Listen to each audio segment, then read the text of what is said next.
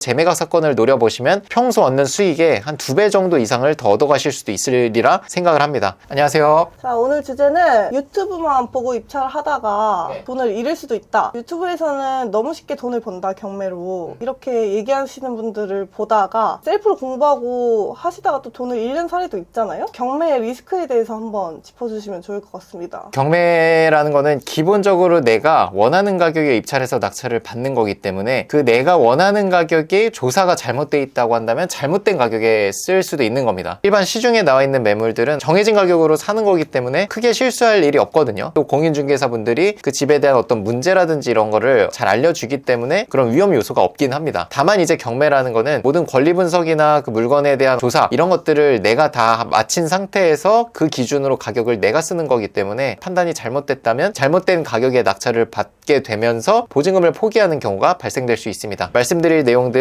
이제 보증금을 포기하거나 잔금을 다 냈는데 나중에 문제가 생겨서 산 금액보다 더 싸게 팔아야 되거나 아니면 이걸 처리할 수 없는 어떤 문제가 생기는 경우에 대해서 말씀드리려고 합니다. 그렇다면 또 미납한 사례들이 최근에도 많이 나오고 있잖아요. 그래서 한번 같이 보면 좋을 것 같습니다. 미납한 사례, 대표적인 사례가 한 5가지로 요약을 할 수 있을 것 같습니다. 일단 첫 번째는 임장을 하지 않고 낙찰받았다가 문제되는 경우가 있습니다. 현장 탐문을 꼭 해서 집에 어떤 하자가 있는지 봐야 되는데 조사하지 않고 그냥 시세만 보고 입찰을 했다가 수리비가 수천만 원이 나오게 되면서 보증금을 포기하는 경우가 되겠습니다. 그게 첫 번째고요. 두 번째는 권리분석 실수입니다. 권리분석상 문제가 있으면 뭔가 유치권을 해결해야 된다든지 물어줘야 될 돈이 있을 수 있는데 그걸 전혀 감안하지 않고 시세만 보고 낙찰을 받으면 또 수천만 원에 물어줘야 될 금액이 발생될 수 있겠죠. 보증금을 포기하는 경우가 낮다고 한다면 보증금을 포기하는 경우가 되겠죠. 그리고 세 번째가 시세조사가 잘못되는 경우입니다. 3억에도 매도되기 어려운 물건인데 3억 5천 또는 3억 6천에 시세조사를 잘못해서 낙찰을 받는 경우, 아파트는 실거래가 워낙 명확히 나와 있기 때문에 이런 실수들을 잘 안 하는데 빌라 같은 경우에는 가격에 오염이 많거든요. 이 오염이 무슨 뜻이냐면 실제 3억에도 매도되기 어려운 집을 집주인이 3억 6천, 3억 7천에 내놔요. 판단이 잘 안 됩니다. 왜냐면 그 건물의 실거래 내역이 워낙 없기 때문에. 시세조사가 잘못됐을 때 내가 보증금을 포기하는 경우. 그리고 네 번째가 입찰표 작성 실수입니다. 자릿수를 한 칸씩 밀려서 쓰게 되면 8억짜리 아파트를 80억에 사는 경우, 극단적으로는 끝자리에 붙여서 쓰면 8천억에 사는 분들도 있어요. 그렇다고 이분이 8천억을 날리는 건 아닙니다. 보증금 10%만 날리는 거지만 그래도 이 입찰 가격을 잘못 씀으로써 보증금 10% 수천만 원을 날릴 수 있기 때문에 조심해야 되고 입찰표 쓰는 연습을 꼭 해보고 가셔야 됩니다. 뉴스 기사에도 많이 나와요. 막 8억짜리 아파트를 8천억에 입찰한 사람, 그런 경우가 있고, 마지막 5번째가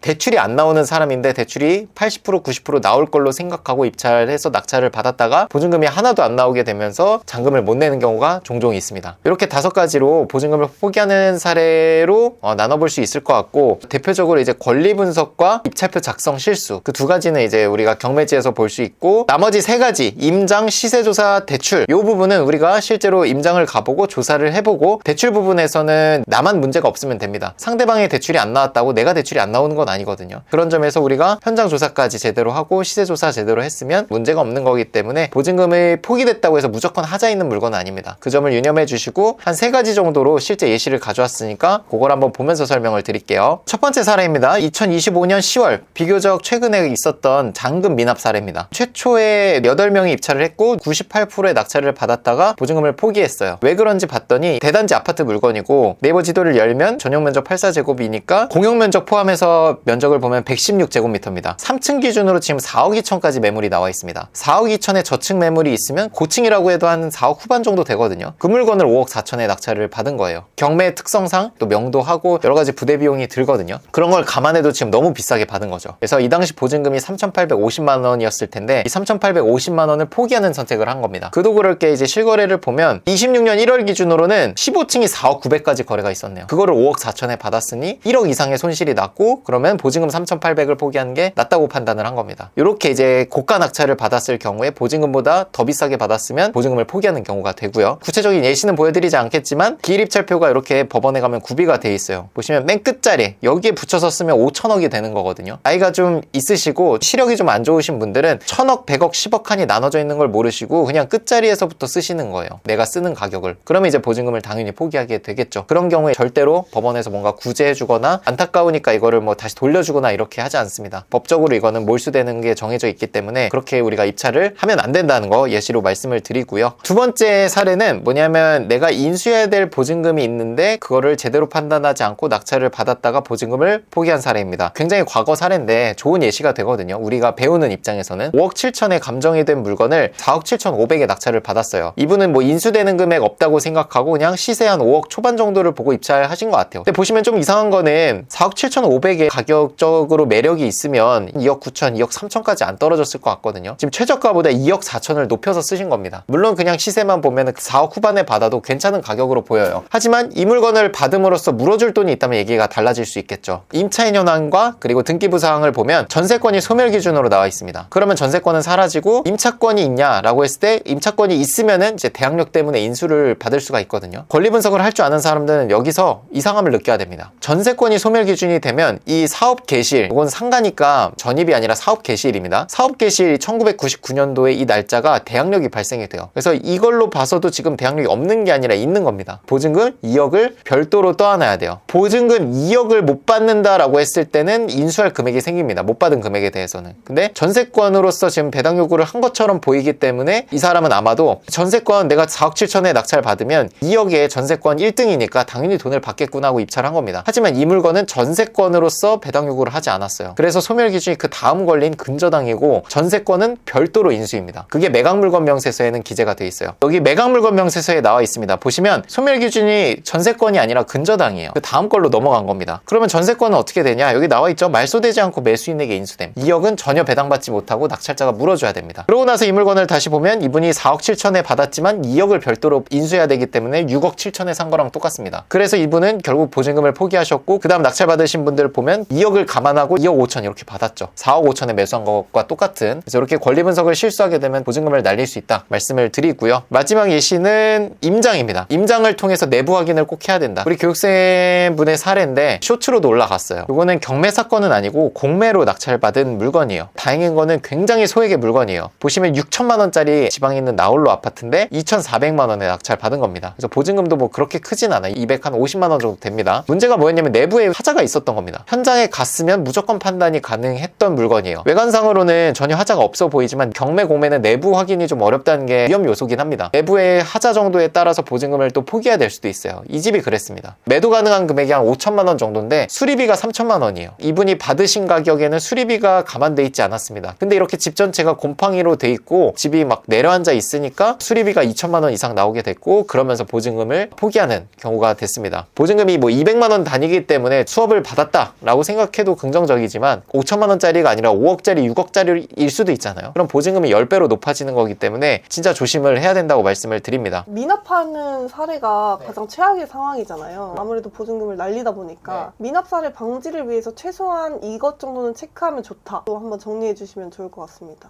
그래서 제가 아까 5가지로 요약을 해드렸습니다. 5가지를 완벽하게 조사를 본인이 했다라고 하면 앞에서 수많은 미납이 있었어도 나한테는 안전한 거니까 입찰을 하시면 돼요. 어떤 부분을 조사해야 되는지 다시 한번 정리를 해드리면 첫 번째가 임장 가서 내부 하자가 없다는 걸 이웃 주민이나 점유자한테 확인을 하면 돼요. 두 번째 권리 분석. 내가 제대로 배우고 전문가한테 피드백을 받을 수 있으면 그걸 받아서 입찰을 하시면 되겠습니다. 세 번째는 시세 조사. 명확하게 내가 얼마에 팔 수 있는지 조사가 됐다라고 하면 앞에서 시세 조사를 잘못해서 낙찰받은 건 나랑은 상관없는 개념이 되는 거죠. 재매각 사건이라고 해서 잔금 미납이 있었던 경우는 조금만 더 신경 써서 조사를 하시면 오히려 더 좋은 가격에 받아갈 수가 있어요. 남들도 재매각이기 때문에 더 조심하거나 입찰을 안 해버리니까 경쟁이 월등히 낮거든요. 네 번째가 이제 입찰표 작성 실수하는 분들이 뭐 많지는 않으니까 내가 입찰가를 잘 쓰면 되겠고요. 마지막 대출. 이 대출 부분에서 문제돼서 잔금을 못 내는 경우도 많이 있어요. 예를 들면 우리 학원에서 대출 상담해 주시는 밀착 실장님이 계시다면 반드시 잘 확인해서 대출 나오는지 확인하고 그게 어렵다면 뭐 현금 준비를 해서라도 입찰할 수 있으면 당연히 나랑 대출 문제는 상관이 없어지는 개념이 되겠죠. 이거를 피해라 라는 개념에서 말씀드리는 게 아니라 이 5가지를 잘 조사해서 재매각 사건을 노려보시면 평소 얻는 수익의 한 2배 정도 이상을 더 얻어가실 수도 있으리라 생각을 합니다. 왜냐면 경매는 항상 찝찝한 부분에서 더 많은 기회가 열리거든요. 또 미납을 방지하기 위해서 많은 서비스들을 만들고 있는데 어떤 서비스들이 있는지 한번 소개해 주시죠. 제 수업을 들으신 분들께는 권리 분석에 문제가 있는지에 대해서 저한테 상담받을 수 있는 되는 이메일 상담권을 제공을 합니다. 제 선에서 해결이 안 되는 법적 해결이 필요한 부분은 제가 법무사님께 요청을 드려서 상담을 또 드리고 있으니까 권리 분석상으로 내가 피해볼 경우는 없다라고 생각을 해주시면 좋겠고, 대출 부분에서도 보증금 포기가 많은데 그 부분에서도 우리 재경사 대부대출도 가능하고, 보증금을 포기하는 것보다는 대부대출이라도 받아서 잔금 납부하는 게 나으니까요. 대출 실장님을 통해서 사업자 대출, 가계 대출 연결을 받을 수도 있습니다. 그래서 가계 대출, 사업자 대출, 대부대출